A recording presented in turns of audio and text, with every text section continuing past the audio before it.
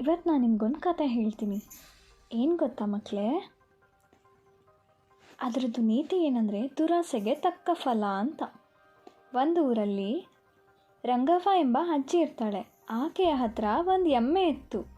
ಎಮ್ಮೆಯ ಹಾಲು ಮಾರಿ ಅದರಿಂದ ಬಂದಂಥ ಹಣದಿಂದ ಜೀವನ ಸಾಗಿಸ್ತಾ ಇದ್ಲು. ಹಾಲು ಮಾರಲು ದಿನಾಲು ಪಕ್ಕದವ್ರಿಗೆ ನಡ್ಕೊಂಡು ಹೋಗ್ತಾ ಇದ್ಲು. ಹೋಗೋ ದಾರಿಲಿ ಬಂದು ಬಾವಿ ಇತ್ತು. ಅಲ್ಲಿ ಸ್ವಲ್ಪ ಹೊತ್ತು ಕುತ್ಕೊಂಡು ಬಾವಿಲಿ ನೀರು ಕುಡಿದು ವಿಶ್ರಾಂತಿ ಮಾಡಿ ಮತ್ತೆ ಪ್ರಯಾಣ ಮುಂದುವರಿಸ್ತಾ ಇದ್ಲು. ಹೀಗೆ ಹಾಲು ತೆಗೆದುಕೊಂಡು ಹೋಗೋದು ಬರೋದು ನಡೀತಾ ಇತ್ತು. ಆ ದಿನ ಬಾವಿಯ ಹತ್ರ ಕುಳಿತುಕೊಂಡು ವಿಶ್ರಾಂತಿ ತಗೊಳ್ತಾ ಇದ್ಲು. ನೀರು ಕುಡಿಯುವಾಗ ಅಜ್ಜಿಗೊಂದು ದುರಾಲೋಚನೆ ಬಂತು.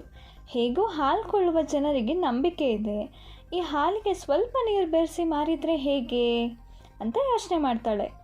ಅದೇ ಬಾವಿಯ ಸ್ವಲ್ಪ ನೀರನ್ನು ಬೆರೆಸಿ ಆ ದಿನ ಮಾರಿ ಬರ್ತಾಳೆ.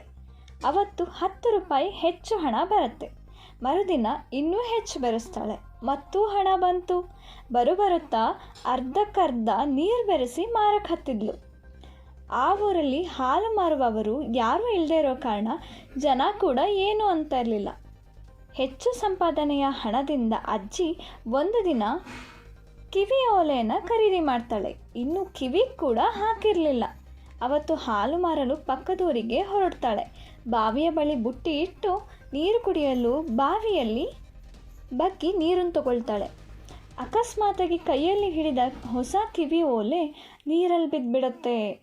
ಅಜ್ಜಿಗೆ ಜೀವವೇ ಬಾಯಿಗೆ ಬಂದಂಗಾಯ್ತು. ಇಷ್ಟು ದಿನ ಕಷ್ಟಪಟ್ಟು ಗಳಿಸಿದ ಹಣದಲ್ಲಿ ತಂದ ಬಂಗಾರದ ಓಲೆ ನೀರು ಪಾಲಾಗಿರುತ್ತೆ.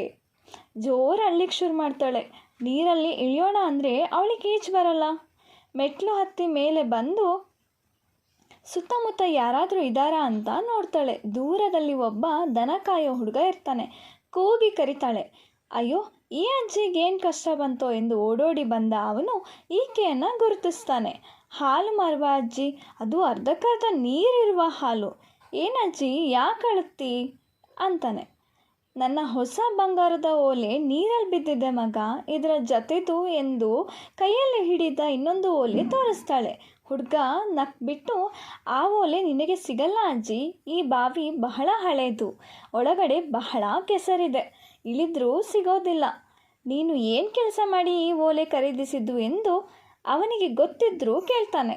ನಾನು ಕಷ್ಟಪಟ್ಟು ಎಮ್ಮೆ ಸಾಕಿ ಅದರ ಹಾಲು ಮಾರಿ ಸಾಲದಕ್ಕೆ ಈ ಬಾವಿ ಹತ್ರ ಬಂದು ನೀರು ಬೆರೆಸಿ ಹೆಚ್ಚು ಹಣ ಸಂಪಾದಿಸಿಕೊಂಡು ಓಲೆ ಮಗ ಅಂತ ಹೇಳ್ತಾಳೆ. ದುಡುಕಿನಲ್ಲಿ ಸತ್ಯವು ಹೊರಬಂದಿತ್ತು. ಅಜ್ಜಿಗೆ ಸಮಾಧಾನ ಹೇಳಿದ ಹುಡುಗ, ನೀನು ಅರ್ಧದಷ್ಟು ನೀರು ಬೆರೆಸಿ ಹಾಲು ಮಾರಿದ್ದೀಯಾ, ಅದು ಈ ಬಾವಿದ್ದೇ. ಆದ್ದರಿಂದ ನಿನ್ನ ಸಂಪಾದನೆಯ ಅರ್ಧ ಪಾಲು ಆ ಒಂದು ಓಲೆ ಬಾವಿಗೆ ಸೇರಿತ್ತು. ನಿನ್ನ ಸ್ವಾಭಿಮಾನದ ಸಂಪಾದನೆ ನಿನ್ನ ಕೈಯಲ್ಲಿನ ಇನ್ನೊಂದು ಓಲೆ. ಇನ್ನಾದರೂ ಆ ದುರಾಸೆ ಬಿಟ್ಟು ಹಾಲು ಮಾರು ಅಜ್ಜಿಯೇ ಅಂತ ಹೇಳಿಬಿಟ್ಟು ಹೋಗ್ತಾನೆ ಹುಡುಗ. ಅಜ್ಜಿಗೆ ಒಂದು ರೀತಿ ಅವಮಾನ ಅನಿಸಿದ್ರೂ ಕೂಡ ಇನ್ನು ಮುಂದೆ ಹಾಲಿನಲ್ಲಿ ನೀರು ಬೆರೆಸಿ ಮಾರಬಾರ್ದು ಅಂತ ಅಂದ್ಕೊಳ್ತಾಳೆ. ಬುಟ್ಟಿ ತಲೆ ಮೇಲೆ ಹೊತ್ತುಕೊಂಡು ಊರ ಕಡೆ ಹೋಗ್ತಾಳೆ. ಗೊತ್ತಾಯ್ತಲ್ವಾ ಇದರ ನೀತಿ ಏನು ಅಂತ? ನಾವು ನಿಜವಾಗ್ಲೂ ನಿಯತ್ತಿಂದ ಮಾಡಿದರೆ ನಿಯತ್ತಿಗೆ ಎಷ್ಟು ಬೇಕೋ ಅಷ್ಟು ನಮಗೆ ದೇವರು ಕೊಟ್ಟೇ ಕೊಡ್ತಾನೆ. ಅತಿ ಆಸೆ ಮಾಡಲಿಕ್ಕೆ ಹೋಗಬಾರ್ದು. ಅತಿ ಆಸೆ ಯಾವತ್ತಿದ್ರೂ ಕೆಟ್ಟದ್ದೇ, ತಿಳ್ಕೊಳ್ಳಿ ಅಲ್ಲ.